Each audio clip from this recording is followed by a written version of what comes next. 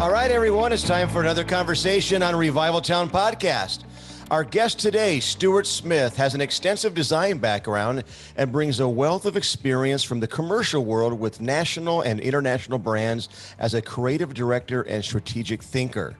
He has also pioneered within the music industry through his experiences traveling the world as the drummer with the band Delirious. After nearly 2 decades as a professional musician, Stu downed his sticks and returned to the creative world. Stu now heads up a Christian charity, CPO, and is creative director for a new vibrant agency, Common Good Studio, based on the south coast of the United Kingdom. Stu, welcome to Revival Town Podcast. Thanks for having me. It's great to be here. It's great to have you here, Stu. Just to give a bit of background, and I know people are probably like, they've had 4 out of 5 of Delirious on. And I actually got a bit of stick from Stu that he wasn't the first one that we interviewed. Absolutely. I'm the drummer, the backbone of the unit. Everyone knows that. Everyone goes to see the drummer, not the band. The front man just delivers the vocal. Yeah, anyone can do that. That's right. We're actually having the tour bus driver on our next episode. Yeah. Oh, now you're talking. Catering staff. But in our house, Chuck, over the years that Delirious were a band, and you mentioned, Stu, about being the backbone, but at our house, Stu was the man. Right, not from me, but my boys, especially Ethan, who's gone on to drum and creative world, is in the creative world. But in our house, Stu Smith was the man. Like top of the list, pictures all over the wall. When we got to finally meet the guys, and they came to Peoria 3 or 4 times, and we went to create Cornerstone to see them. Like it with Ethan and Clay, it was. We don't really care about Martin. Where's Stu? Absolutely. What great taste. Yeah. You've built brilliant character into your boys. I always liked you the first time I saw you. I know, see, there we go. I knew you were a great judge of character. It's run through the family now. I've still got the picture on my wall, but no. But seriously, Stu, for those who have listened to Delirious, Stu was just a solid, and he's mentioned solid backbone, beat wise, was always in the pocket. For musicians, you know what that means. And over the years, our family got the privilege to be able to get to know these guys off stage. And that's what really we fell in love with. Yeah, they were amazing on stage, but off stage, these guys are the real deal. Yeah. And we've had Tim and Martin and Stu G on already. So our listeners have seen and heard some of the stories. But Stu, we just thank you for coming on. But we wanted, for you, it was a little bit of a different journey. Obviously starting with the band early on, but you finished a little earlier before the band actually finished as a whole. So we'll get into that in a little bit. But how did you get involved with these crazy guys in Littlehampton many years ago? Yeah. Well, I hope my story matches up with the 3 previous ones. It's always a risk coming on last. No, in fact, early days, I was doing the youth work with actually Tim's wife, Becca. Yeah, who now leads the church, and we were chatting to the youth. And at the time, in the kind of early 90s, there was this kind of death of the rock band and sort of death of worship, and it was all about DJ and multimedia. We were just a little church on the south coast and didn't really have budgets or money, and so but our kids just said, can we just spend some time worshiping? And so we had about 40 kids in the youth group. And so that's what we did. And, we were friends with Martin and obviously Tim and Stu a little bit later on, but through sort of being musicians and in the studio. So we said to Martin, do you want to come over and just play a few songs with us? We'll learn a few songs together, a few Kevin Prush songs and little bit of this, a bit of that, and we just turned the lights off in this sort of drama studio in a local secondary school, and yeah, we had 75 kids turn up on the first time we did it. You know, back in the day, there was an overhead projector with the lyrics projected onto the wall. We decided we'd do this thing once a month. Second month, we had 150 kids turn up. Third month, we had 300, and it grew every month. It doubled, and so this event called Cutting Edge kind of was birthed. In time, as musicians, we were kind of learning to, you know, what does it mean to be a worshipper, play music, lead people in worship, read the room. We did some crazy stuff. I mean, crazy, but I mean, you know, it wasn't just about the songs. It was about it really encountering God. Yeah. And that's what kind of spurred us on. And that was the sort of beauty and really back then, the real purity of what we were doing. And I guess that was the birth of Delirious, but it wasn't called Delirious then. It was just the Cutting Edge band, or the Cutting Edge event, really. Yeah. And so from that, you know, I know we had Martin on, and he was talking about when he had the car crash, which was a pretty pivotal time for you guys. Yeah.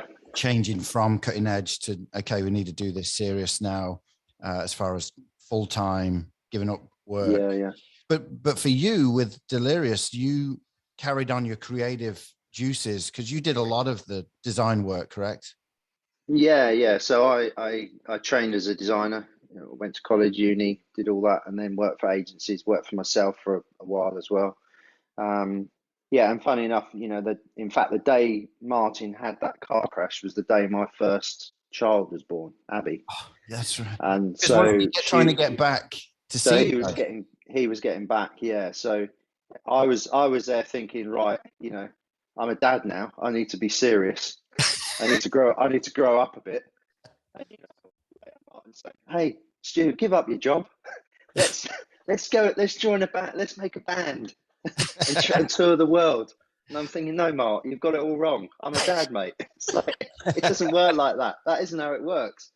So we said, oh well, you know, let's not, you know, rush into this. Let's give ourselves a few months. And I was the slowest to respond.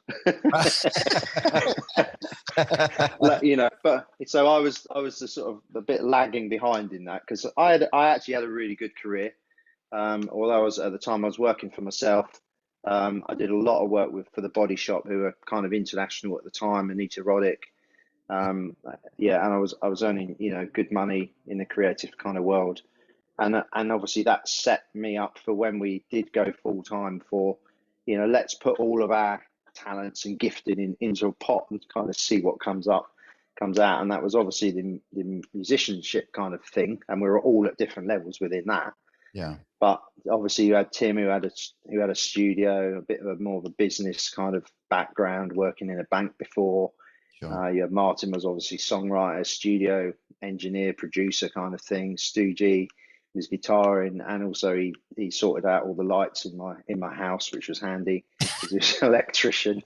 Used to call him sausage fingers. Here comes sausage fingers. You'll never play the guitar with those on your hand, mate. Get rid of those sausage fingers.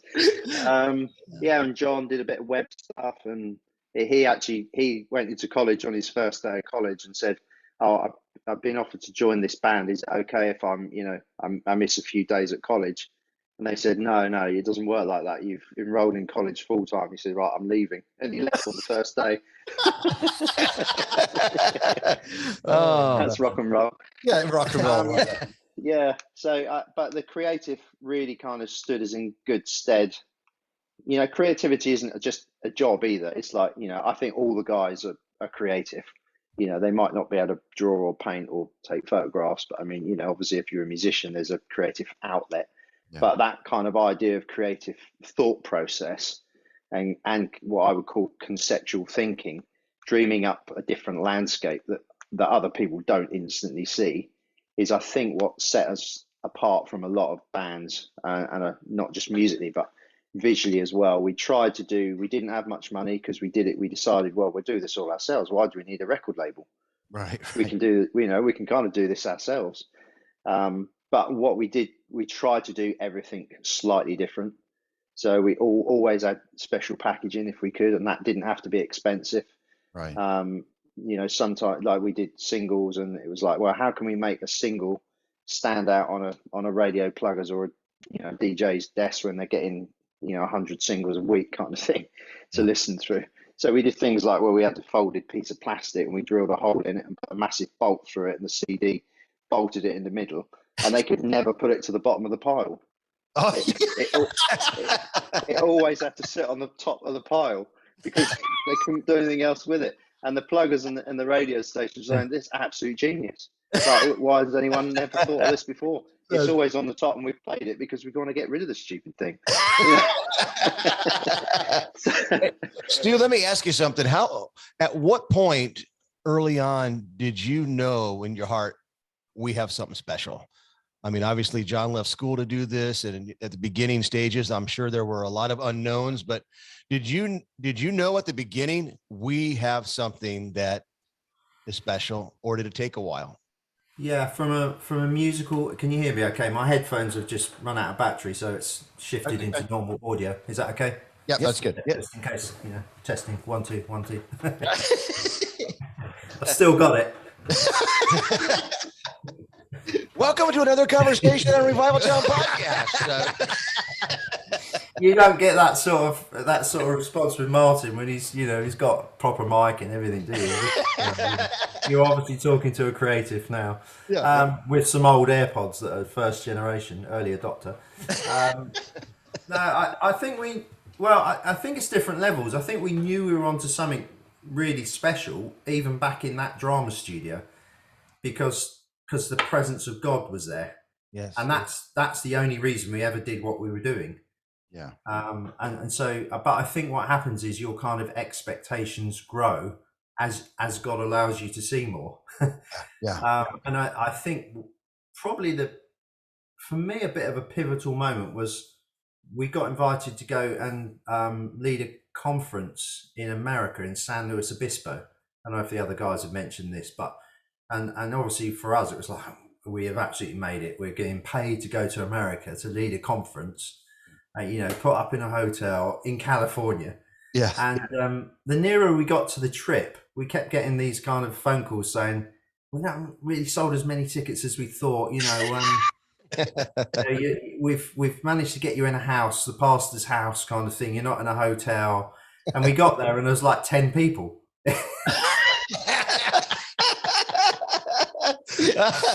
I think I was the youth pastor.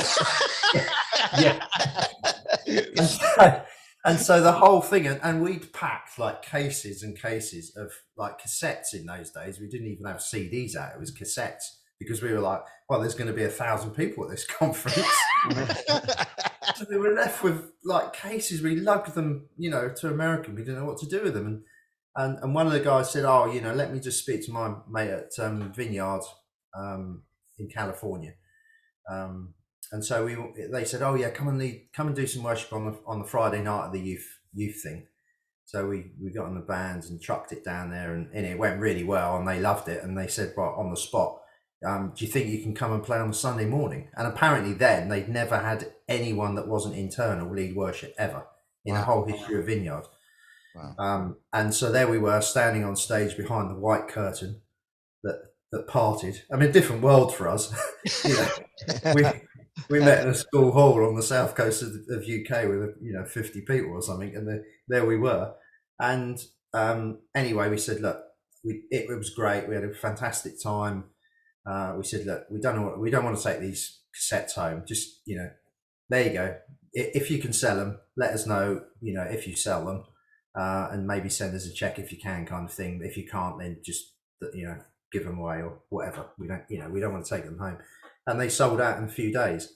Wow. And so they're phoning up and saying it was sold out in a few days. And somehow the news got around. Somebody knew somebody who knew somebody, and EMI got in touch with us and said, look, we know you guys have been over.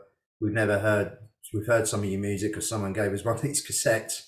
We're flying over next weekend. Do you want to have a chat about being one of our artists? And I think that was a tipping point when we kind of thought, actually, God's doing something bigger than we probably ever dreamt. Yeah. We didn't intend to be a global worship band. We intended just to play worship music. Yeah. We didn't care who it was for or where it was. Yeah. And in those early days, it wasn't really about even being in a band and that kind of touring thing. It was more about creating this sense of community and purpose and commonality. Yeah. And so, in fact, for about a year, 2 years, we didn't do any one-off gigs. We just refused to do them. We would only go and play to places that had us on kind of once a month, so that we could invest into people, into a group of people, and we could go on a journey together. Yeah. And obviously that changed as kind of the dynamics of, you know, being on the road and stuff just changes, because you just can't do that forever. Right. But that was our kind of early days and kind of thoughts of where we were. And obviously the other thing is that, you know, the face of Christian music and worship music massively changed. You know, I remember going into one of the A&R guys, and he's like, "Oh, I don't know where you sit, you know, this happy song. It's not really CCM, is it? It's like, yeah, you'll never become famous being a worship band. It will never catch on." Wow. One of the labels, and we were like, "That's fine.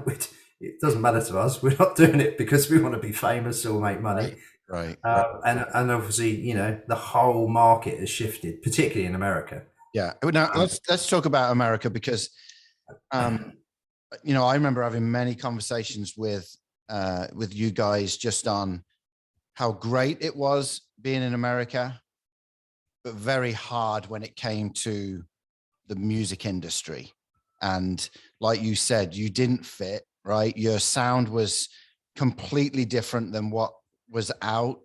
And I even remember the conversation that with Martin about you guys turned down some major tours with artists who are still going on. And because you turned it down, you really felt that was a bit of a black eye to you guys for moving forward in America. Can you unpack that a little bit? Yeah, I mean, I think you know, every industry has its kind of cookie cutter mentality, don't they? You know, the way to the top. There's always an easy journey, and so it's not wrong that they try and push you in that kind of pipeline and funnel you in. But it just didn't work for us. I mean, we all had family, we all had kids. We weren't doing it for kind of the purpose to be famous or be well known. We were doing it because we genuinely wanted to encounter God in a personal way and through music and express ourselves through. And obviously all the tours were 3 months long, and that didn't fit with our personality of how we wanted to do it. And we always said we want to get to the end of Delirious and all be married and, you know, to the same person and not have our lives in tatters. And if it means that we, you know, don't go on the road for 3 months at a time, then we'll carve our own kind of route. Yeah. And that's really what we ended up doing. So we hit on this kind of, eventually we'll do 10 days. Sometimes we did 2 weeks, but that was rarely. We did a 10 or 12 day tour, which meant we could get 2 weekends in. We'd fly on a sort of Thursday, play on a Friday, Saturday, and we'd basically play all the way through till sort of Sunday sometimes, and then come home on a Monday. Sure. But then we'd probably be at home for a week, and we get back on a plane and come back to America and do it again.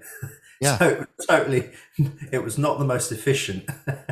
Well, and you said earlier off recording that you haven't been back to America in 17 years, but during Delirious, you were here every month pretty much. Yeah, easily. Yeah. And you're flying from England, and, you know, definitely one of those things where Delirious wasn't just big in America. In fact, you were big globally, Australia, I mean, all over. Yeah. What are some of the memories for you? You know, obviously many may not know this, but you opened for Bon Jovi, Bryan Adams. You were able to go and tour with some great musicians, and they came and toured with you. For instance, people may not know this, but one of Chris Tomlin's first tours was to open for Delirious. And that was in his early career. So what were some of the memories for you over the years, apart from coming to Peoria, Illinois? Yeah. Well, that was up there, right up there. I mean, there's so many gigs. I mean, there's a couple. One we signed a deal with Virgin Records, because the other thing with us is that we still had this kind of, it wasn't a desire to be a mainstream artist. It was a desire to have a voice into culture. Yeah. And we realized that if you put all your eggs into the Christian basket, it's fantastic, but there's a whole world outside of that culture. It's a subculture. And so we signed with Virgin Records really so that we could get some mainstream airplay, and all of our songs were worship songs. We just worked at the poetry, Right. so we didn't use church language. And funny enough, that thread has worked its way through me now into the creative. Right. When I tried to communicate using the creative without using any Christian jargon, because it limits your audience, and we wanted to have the maximum exposure because we felt that's the message is for everyone. Yeah. Yes, that's so good. Well, Stu, I planted a church 23 years ago, and our tagline is same message, different language. We want to communicate the gospel, but in a language that people understand, that's relevant. And that's what you guys have done your whole career and did your whole during the entire tenure of Delirious. And I was telling Andy before we got you online here that I can go back to 1998 when we started our church, and we were doing modern worship from the very beginning. That was part of our vision to, create a space for people to worship who don't feel comfortable in a traditional church setting. And this is obviously before. Now almost every church uses the contemporary format, but back in the day nobody was. And we did Delirious songs from the very beginning. I mean, I know like Deeper and Obsession, Did You Feel the Mountains Tremble, Majesty, but we still do Obsession from time to time. So the impact you guys had it expands probably further than you guys ever imagined when you began. Yeah, amazing. Yeah, I mean, sometimes I hear those songs, and I like Obsession. I sit and I think this is an unbelievable song. Yeah, the lyrical content and the depth of the lyric writing by Martin was absolutely outstanding. And that's, I don't even want to think how many years ago that was, but that combined with this sonic pulse, that has a language all of its own. Yeah, there's a real beauty in it, isn't there? But like, getting back to your kind of original question, so we signed with Virgin and we did a showcase at the Roxy. I think it was on Sunset Boulevard, and I just remember it being absolutely rammed, and the stage was a corner. It was a corner stage, and literally sort of Stu and John were practically sitting on top of the drum kit, because the stage was about 4 foot square, and you could feel the sweat coming off of everybody, and that was outstanding. We went backstage afterwards and the Virgin guys were like, that is unbelievable. They were like, there's something in the room that we've never experienced. Wow. It wasn't the just musical thing, it was and they were like, we've got to do something with you. We don't know what it is, we don't know what to do with you, but there's some energy in this room that we've never felt before. And so that kind of small environment I often enjoyed more than the big kind of, when the nearest person is 50 yards away from you. Sure. Yeah. You can't really see them. Yeah. I mean, the big shows are always good to do. Yeah, I mean, the Tomlins, Switchfoot were another band. Their first tour outside of America was with us. Brilliant. Yeah. Got on really well with them. They, we then toured America with them. They taught us how to surf. Nearly killed me. Let's just pause there, Stu, because to surf, you've got to be pretty fit, right? And I always remember you rolling into Peoria the very first time I ever met you guys. And I remember we were getting breakfast and everyone's like, I was like, where's Stu? And you had been on like this 20-mile bike ride before everyone had got up. Yeah. And that's a pretty big deal to you, right? Can you go into that world a little bit for us? Because it's not just you like to ride bikes. I mean, you're a serious athlete. Yeah, well, I was. I'm not so much now, but time's a cruel mistress, isn't it? Age is a cruel mistress. Yeah, I mean, I've been into bikes and just and running and stuff, but really initially I was into bikes. I used to race mountain bikes and stuff and road bikes, and then of course, you know, we're on the road all the time, and that doesn't really work with bikes. So I started running just to stay fit, you know, so that I could then ride my bike as fast and as stupid as I, you know, wanted to. And but we were fortunate. Obviously, we had tour buses and stuff. So I made a few phone calls, made some friends with some people who said, "Yeah, we'll lend you a bike. You know, we'll give you some sort of sponsorship endorsement thing." So you know, they'd ship a bike to the first venue, and then when we were on the tour, the bike would live, you know, under the bus. Everyone else would sleep. I'd get up at 8 o'clock, 7 o'clock, 6 o'clock, whatever, and I'd go off and do, I don't know, 50 miles, 60 miles, sometimes more, explore, or, you know, and then I'd come back for breakfast, you know, and then I'd maybe go for a run, or I'd get a YMC membership and I'd go off and do a swim and stuff. So triathlon was really my thing. And actually, when we were in the band, I was training for Ironman, so the longer distance kind of stuff.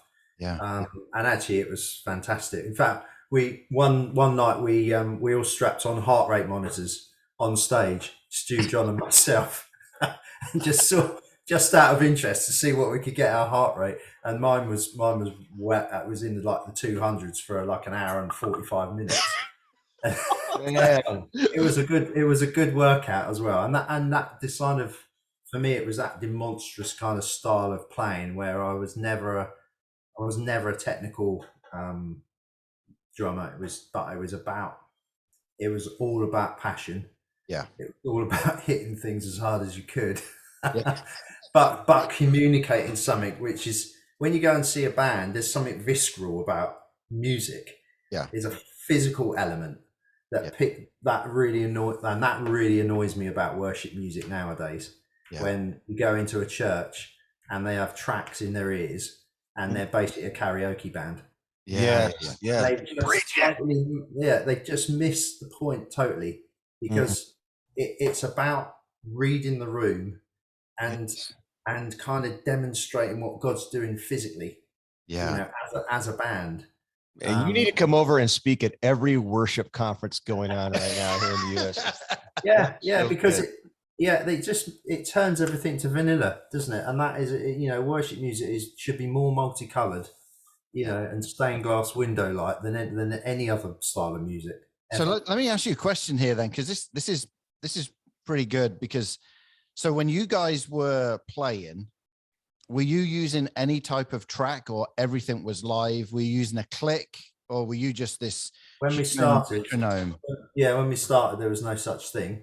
Right. And then because of like this, you know, studio background with Martin and Stu and Tim, you know, we were obviously in the studio, and you put in tambo and you know cowbell or whatever it was, or shaker or something. So we then started to take those little backing tracks and things and use them just as kind of, because we were quite free flow. And I don't know if you remember, like Live and in the Can, there's kind of lots of, well, minutes of just kind of sound, you know, not songs.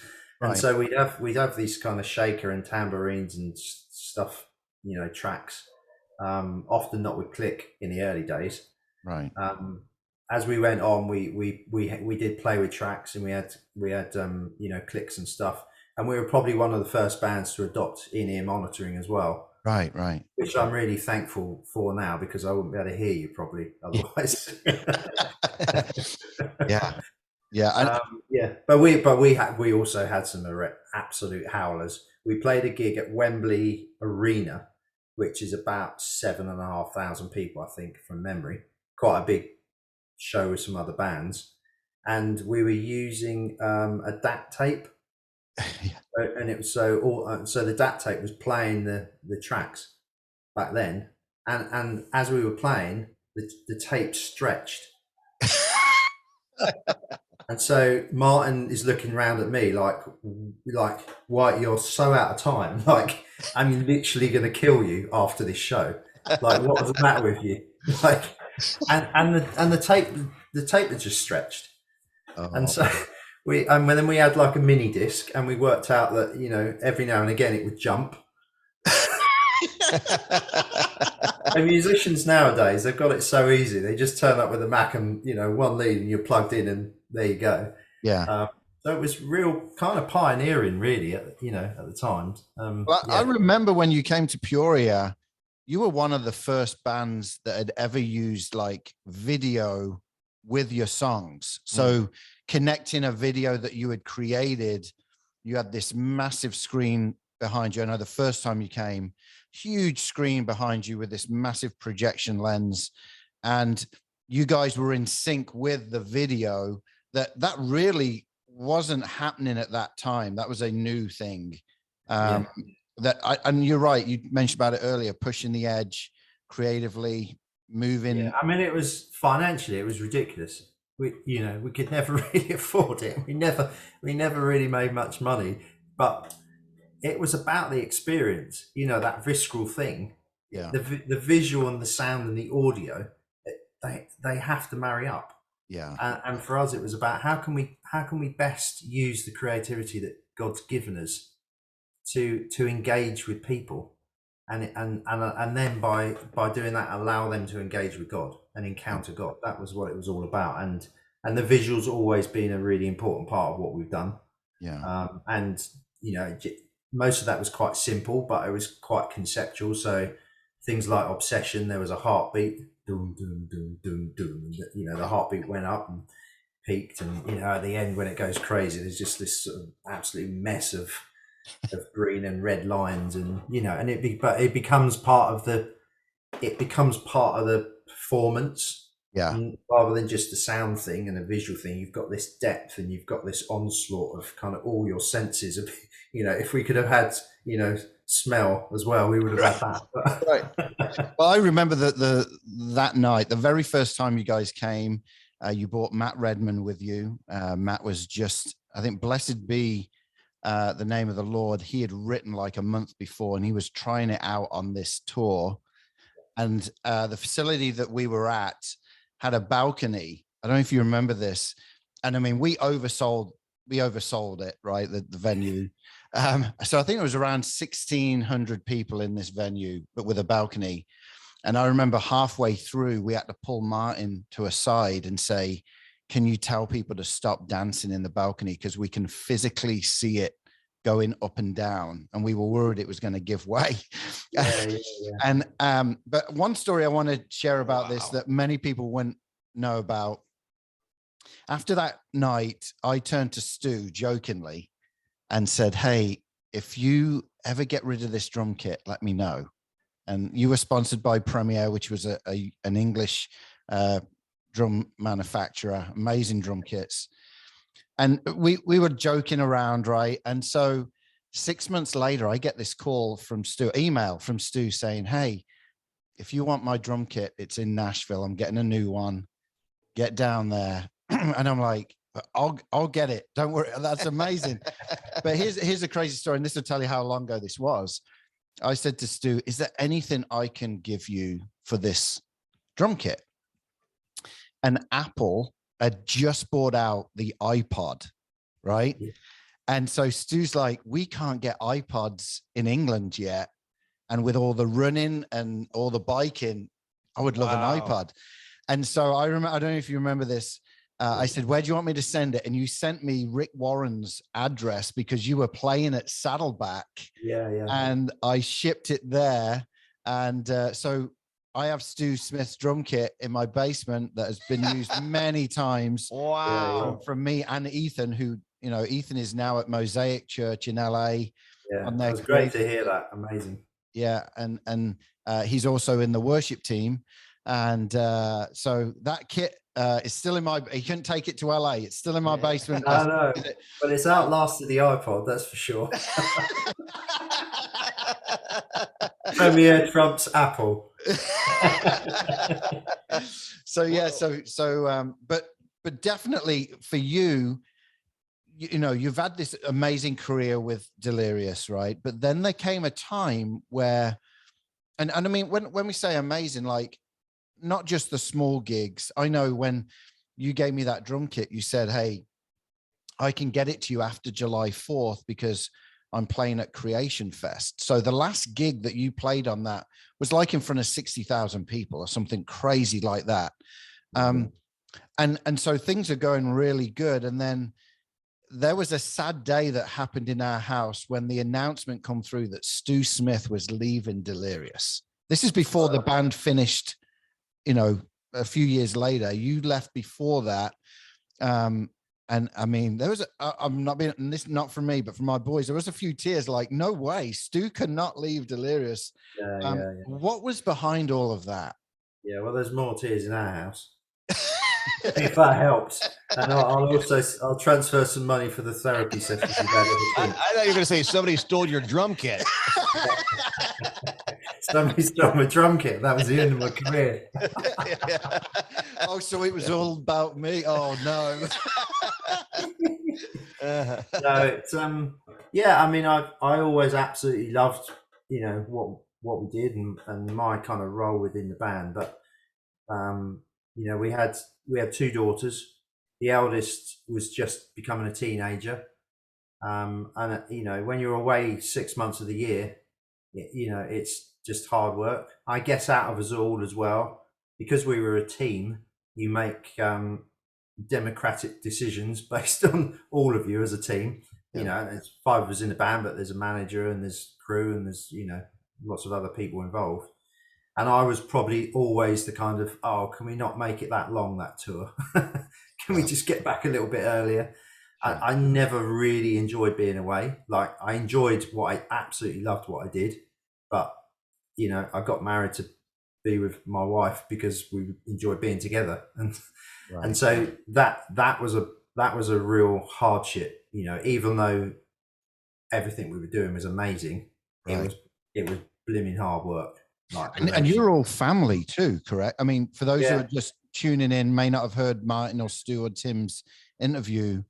Can you go through that dynamic real quick? Yeah. So Martin's a front man, and his wife is Sarah. Sarah's my wife. So Martin's wife is Sarah's sister, and then Tim was married to Sarah's other sister, Becca, and then John was the bass player, and he was Sarah's little brother. And then Stu G, fortunately for him, was not physically related to any of us. So he got away with it. Although he obviously became sort of part of the clan. But yeah, I just didn't want to be away for 6 months of the year with a teenage family. I knew that we were transitioning from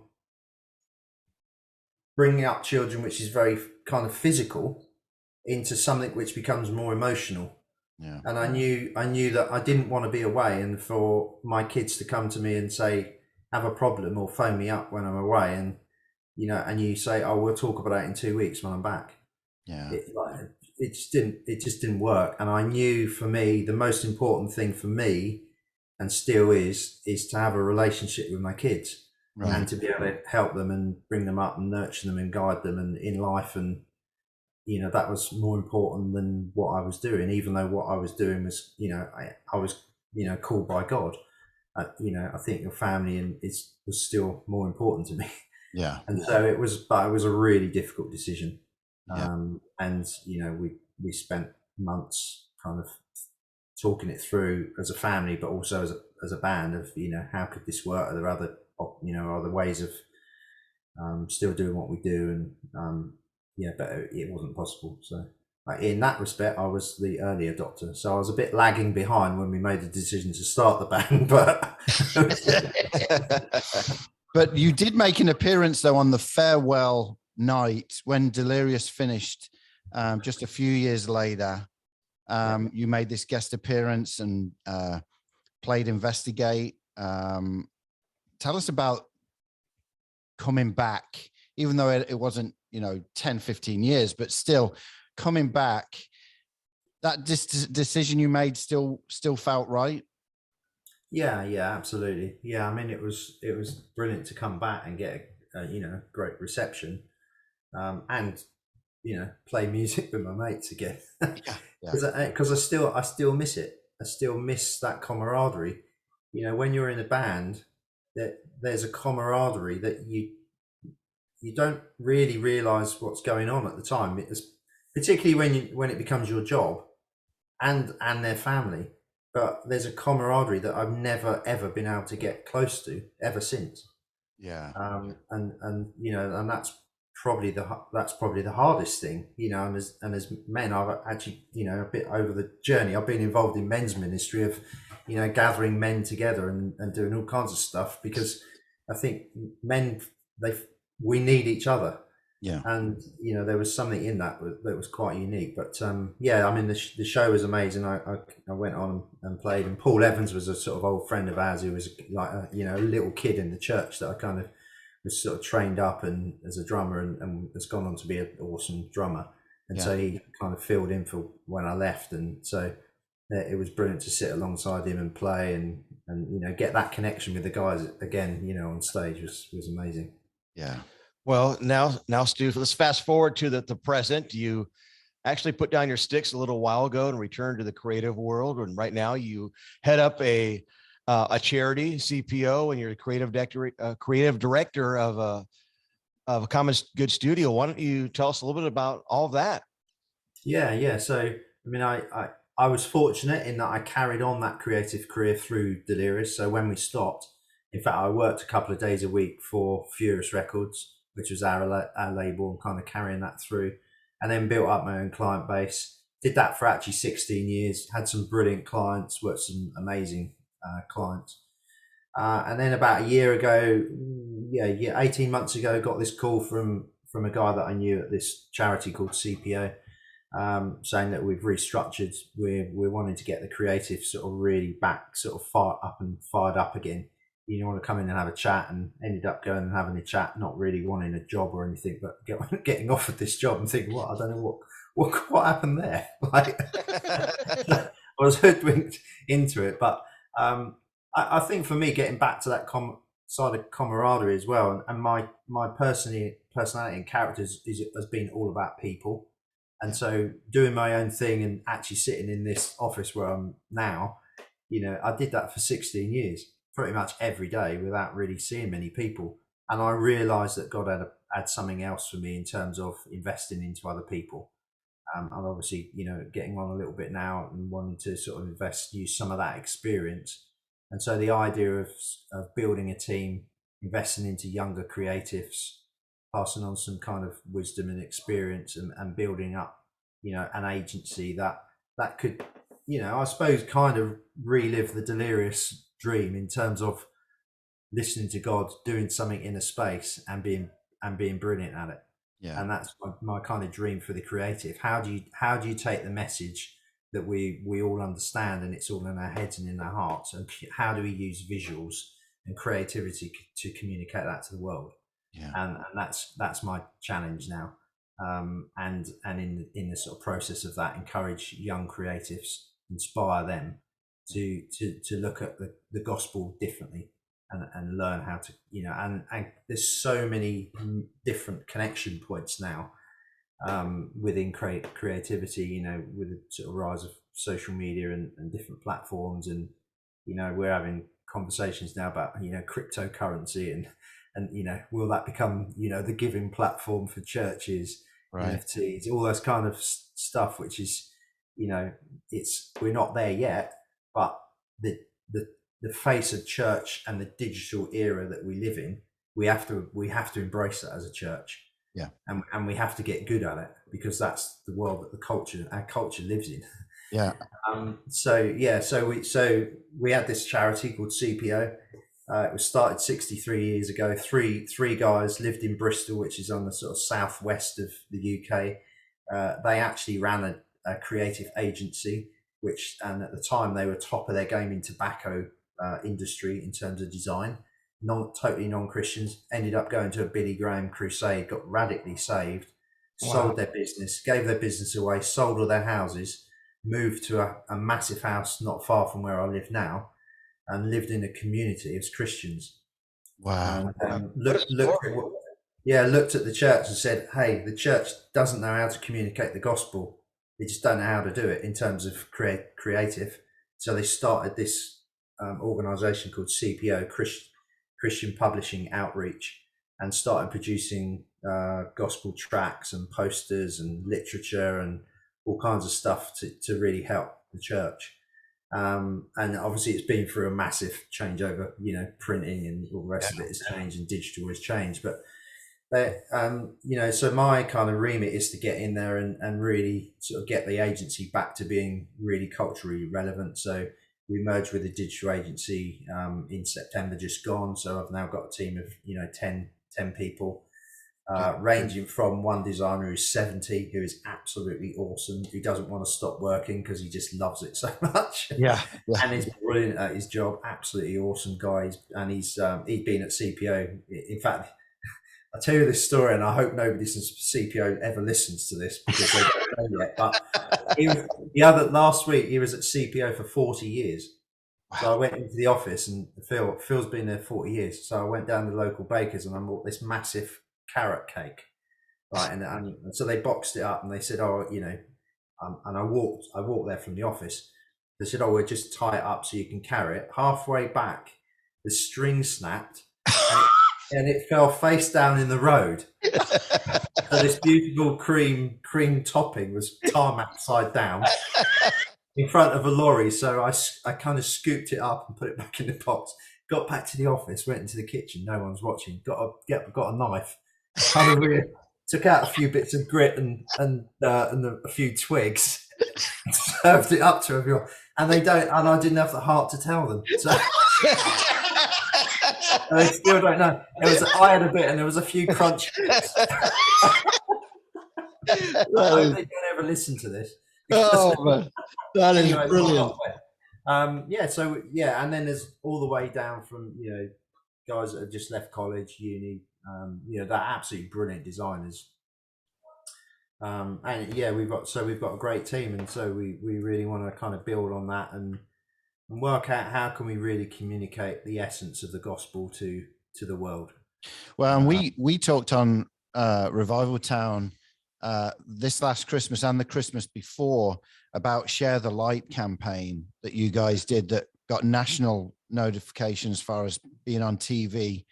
Amazing. If you're listening now and just jump on YouTube and type in Share the Light campaign, you'll be able to find this amazing. It's designed to be like a commercial during really hard times, right? During COVID, this was launched. And can you tell us a bit about that whole campaign? Yeah. So when I went in August to chat to these guys about this opportunity, they at the end of it they said, "Oh, have you got 10 minutes just to sort of brainstorm some ideas for Christmas? Because we haven't got anyone that can help us, and we're like 3 months behind."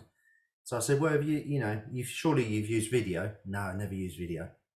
So I was like, "Well, if you want to hit the market, let's produce a video." So they found a budget, and I pulled in my old creative friend Andy Hutch, who works on a lot of the Delirious visuals. He ended up then being our lighting guy, and we've worked on numerous projects and campaigns for many. In fact, he was our lodger, and in fact, this was his bedroom that I'm speaking from. So, like full circle. And so we dreamt up this kind of. There's a big brand in the UK called John Lewis, which is a kind of online retailer, and the John Lewis Christmas ad is kind of anticipated now in kind of the last week in November. And we wanted to do something which was that kind of more emotive, that positioned the church and what Christmas was about, and actually kind of pulled on people's heartstrings. And obviously the first one we did another one this year, funny enough. But the first one was we were in kind of lockdown, and churches weren't open, and there was this kind of, no one really knew, and people were saying, "Oh, Christmas has been forgotten." And we were like, "No, you can't forget Christmas. It's not just a day. There's something about it. It's historic, Yeah. So we wanted to produce something that kind of gave this message of hope to people. And this year we've kept with the Share the Light campaign. So if you go on YouTube, there's actually 2 now. There's a new one, and this year's one has been massively. People are talking about it all over the place because I think it's probably one of the best pieces of work I've ever done in terms of visual communication and capturing an essence and a concept and physically getting that onto film. Yeah. And It's brilliant. It's working. absolutely brilliant. People, Yeah, please check so it good. out. And speaking of visual communication, did you work creatively, kind of behind the scenes with the Dancing in the Fire CD, the new release from Martin Smith a couple weeks ago? Yeah. So as an agency, I mean, Martin and I have actually become quite close over the last sort of couple of years. You know, we had a period when I left the band when it was, you know, we just didn't, our paths, apart from sort of family birthdays and stuff. But then we both had a season ticket for Brighton and Hove Albion on the, you know. So that kind You're of the guys. Sorry. yeah. We are the fans. We're chanting there somewhere, and so we just started hanging out, and then we just started dreaming a bit of kind of. And I think for Martin, he's since Delirious left. I mean, you know, I wouldn't say too much, but I think he's missed that kind of having a group of people around him, that can really support him, and that was something that was quite unique in the structure that we had. And so I said to Martin, you know, I'd love to just help you. You know, what can we do to help you creatively? And so we've tried to build this team around him that can just support him and take his ideas and really flesh them out. And also, you know, a team out or myself that have kind of say, that's not a great idea, Martin. Because I think once you get to that level, there's not many people that will say that to you. Right. And I think that was probably the thing that he was suffering from most. And so we've done, initially we did all the social media campaigns, and then Hutch was involved in the video, so I got kind of pulled in, can you just come in and help? And I ended up doing the styling for Martin and kind of helping direct it with Andy. And then the last one on the beach, you know, we did the whole thing as a team. We did all the production. I did the concept, Andy shot it. It was a one take, which, you know, was fascinating to do it as a one take. Ellie obviously choreographing Ellie to come in at the same time. Yeah. And yeah, we shot it on a local beach just down the road from me. But that again, the beauty of that is it's captured some purity of the worship spirit. Yeah. It's not about the big production things. It's just about the purity of the song and the heart that was in the whole thing. And then we did a photo shoot with Martin with the flags. You know, even that was a crazy kind of. We came up with some concepts, and one of our designers said, "I've got a feeling there's something in flags," and I was like, "Yeah, maybe in sort of the 90s." You know, that's what I was thinking, but I didn't say it to them. And anyway, we got into this sort of presentation with Martin, just kind of discussing ideas, and we put this, you know, one sort of flag concept in there. And so we get to the sort of third down the list, you know, we've got this idea of the flag, and Martin stopped, and I'm like, Martin's feeling something here, you know. And he's like, it's really weird you've got a flag. I literally this morning I've just commissioned this lady to make me some flags, because Chris told me about flags and colours of flags, and so the album cover, you know, and so that kind of connection worked out. So we did all the visuals and all the artwork for that, and all the promo for the singles as well. So it's I know Tim's got a bunch of flags from Big Church Day Out. Can you just grab one of them? They're so high up. Oh, that's funny. Martin, Martin. Next co-host. Same surname. It's been so good. I was just looking at the cover of Dancing in the Fire. So but you know, we really appreciate you taking your time to share your story, take us on this journey behind the scenes with Delirious and what you're doing in the creative world. And I know there are people listening right now, maybe even young musicians who have aspirations of being a part of a worship community and touring, traveling, playing, creatives who are listening, saying, I need to branch out and begin to fulfill what God's calling me to do. Can you take a moment and pray for our listeners? Yeah, absolutely love to. Yeah. Father, we thank you for everything that you've put across our paths and the experience. We thank you that you are full of goodness and grace. So when we mess up, you smile at us and you take us in your hand and you lead us to another place. Yeah. Father, I pray for all those that are listening today that have got dreams and vision and passion. I pray that you'd fill their lungs with confidence with your Holy Spirit. And Father, that you direct them on a path that gives them the confidence and the ability and the opportunity to be able to communicate, whether that's through audio and music and worship, whether that's a visual, graphic, film, social media, digital, don't really care what the platform is. But you've given us these tools and ways of communicating and impacting culture that we've never had in the history of our world. And Father, we pray more than anything that your love for our world somehow would manifest itself in real people, in real lives, in the very now, in the very human nature of who we are. We pray that you bless us on that journey. When it's a struggle, that you'd give us the confidence to bounce back. You'd put people around us that would be championing us and would be cheering us on. And we pray this in Jesus' name. Amen. Amen. Amen. Thank you so much. Thanks, Stu. Well, before we get to the big three, which is the three questions that everyone really wants to hear, what are ways that people can connect with you, whether it be social media, things like that? How can they follow your story and journey? Yeah, well, if they want to see like what I call my beach, because it's at the end of my road and it's my beach. That's on Instagram. it's Smeezer, SMEEZER. That's my kind of nickname that I've sort of taken for the band.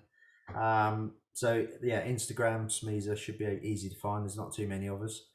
And then commongoodstudio.co.uk. Okay, is the other way to connect with us. and you're on Instagram with that as well. Yeah. Great. Yeah. So yeah, love to hear anyone. We want to try and build a community and support people, globally. We're doing some stuff in America with some musicians and artists as well. So maybe I'll make it back over to your side of the pond shortly. Oh, well, you mentioning that, I'm going to go straight into the big three, okay, which is three questions. And my first question is this: if you've mentioned 17 years you haven't been back to the States, if you were coming back next week, apart from Peoria, Illinois, where would you go first in America? I think probably Newport Beach, California. Oh, okay. All right. Well, you'll have to see Ethan. He's in LA, so it's pretty close. Yeah. He'd put you up in his 1-bedroom apartment. So yeah, nice. Yeah. I hope he's got a poster on the wall. That might be a bit awkward. All right, Chuck. All right. My question has two parts, Stu. First one is, what's your favorite Delirious song to play live? What's your favorite Delirious song to listen to? I'm trying to remember them.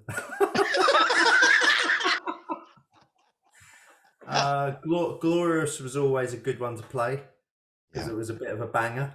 Yeah. You knew when that was starting because Stu would kick it off. Yeah. And probably Obsession. Yeah. I think it's a bit of a timeless classic. Yeah, it is. Yeah. It just brings back so many memories. Yeah. Love it. Good. Okay. For all those Americans that love the Brits, they really do love the Brits, right? If they are coming to see you, what type of food are you taking them in your town to eat? I know the answer is fish and chips. Because I know all Americans want fish and chips. Yeah. Yes. Yep. So I spent 24 hours in London. That's my time in Europe, right? Yeah. And I did everything you can do in those 24 hours. I rode the double-decker bus. I went to all the sites. I stopped at a pub for fish and chips. I did it all. Nice. Yeah.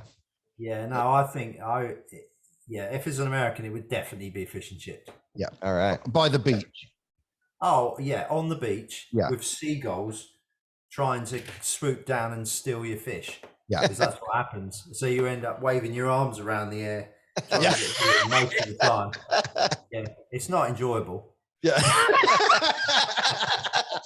but it's delicious. But it tastes good. Yeah, it tastes really good. Well, Stu, we want to thank you for being on Revival Town podcast today. And we haven't even mentioned it.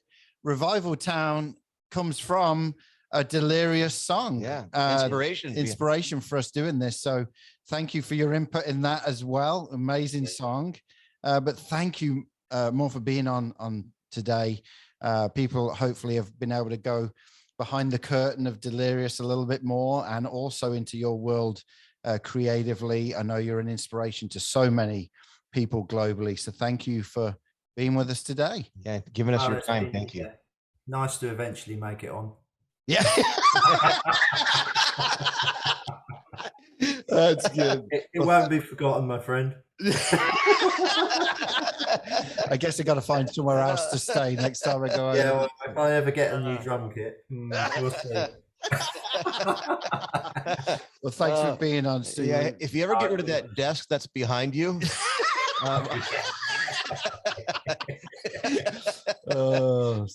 appreciate it. Absolute pleasure. Thank you so much. Take care, guys. See ya. Bye.